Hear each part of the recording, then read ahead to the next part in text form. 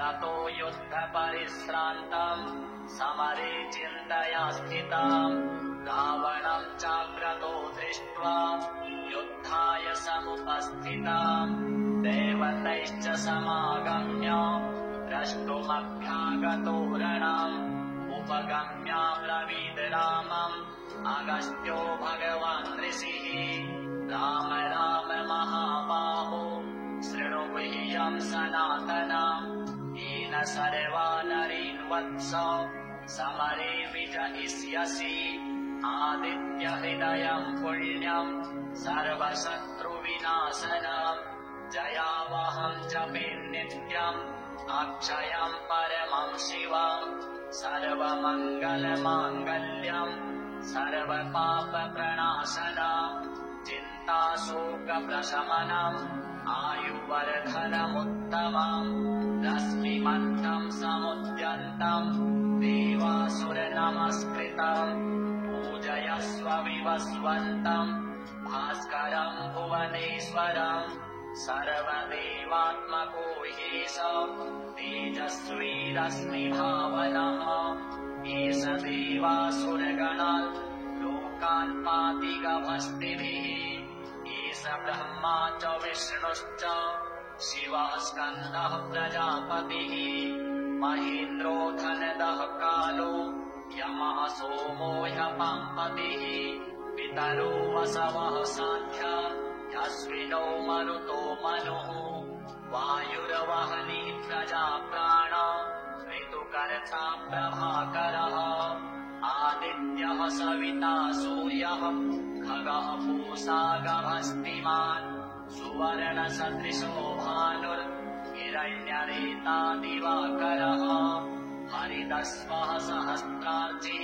सप्तसप्तिर्मरीचिमान् तिमिरोन्मथनः शम्भुस्त्वष्टा मार्तण्ड अंशुमान् हिरण्यगर्भः शिशिरस्तपनो भास्करो रविः अग्निगर्भोदितेः पुत्रः शङ्खः शिशिरनाशनः व्योमनाथस्तमो भेदी ऋग्यजुः सामपारगः घनविष्टिरपाम् मित्रो विन्ध्यवीथीप्लवङ्गमः आतपी मण्डली मृत्युः पिङ्गलः सर्वतापनः कविरविश्वो महातेजा रक्तः सर्वभवोद्भवः नक्षत्रग्रहताराणाम् अधिपो विश्वभावनः तेजसामपि तेजस्वी द्वादशात्मन्नमोऽस्तु ते नमः पूर्वाय गिरये पश्चिमायात्रये नमः ज्योतिर्गणानाम् पतये दिनाधिपतये नमः जयाय जयभद्राय हर्यश्वाय नमो नमः नमो नमः सहस्रांशु आदित्याय नमो नमः नमः उग्राय वीराय सारङ्गाय नमो नमः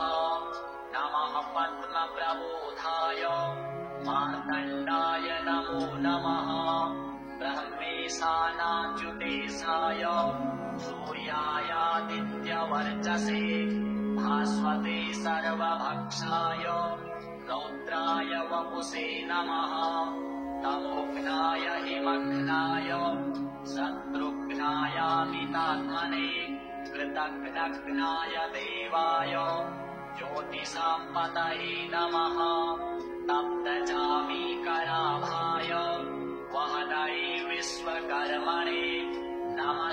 नमस्तमोभिनिघ्नाय रुचये लोकसाक्षिणे नाशयत्येष वैभूतम् तदेव सृजति प्रभुः पायत्येष तपत्येष वर्षत्येष गभस्तिभिः एष सुप्तेषु जागर्ति भूतेषु परिनिष्ठितः एष एवाग्निहोत्रम् च फलम् चैवाग्निहोत्रिणाम् वेदाश्च क्रतवश्चैव क्रतूनाम् फलमेव च यानि कृत्यानि लोकेषु सर्व एष रविः प्रभुः येन मापत्सु पृच्छ्रेषु कान्तारेषु भयेषु च कीर्तयन् पुरुषः कश्चित् नावसीदति राघव पूजयस्वैनमेकाग्रो देवदेवं जगत्पतिम् एतत्त्रिगुणितं जप्त्वा युद्धेषु विजयिष्यसि अस्मिन् क्षणे महाबाहो रावणं त्वं वधिष्यसि एवमुक्त्वा तदागस्त्यो जगाम च यथा गतम् एतच्छ्रुत्वा महातेजा नष्टशोको भवत्तदा धारयामास सुप्रीतो राघवः प्रयतात्मवान् आदित्यं प्रेक्ष्य जप्त्वा तु परं हर्षमवाप्तवान् विराजन्य शुचिर्भूत्वा धनुरादाय वीर्यवान् रावणं प्रेक्ष्य हृष्टात्मा युद्धाय समुपागमत् सर्वयत्नेन महता वधे तस्य धृतो भवत् अथर्वविर्वदन् निरीक्ष्य रामम् मुदितमनः परमं प्रहिष्यमाणः दिशिचरपतिक्षं विदित्वा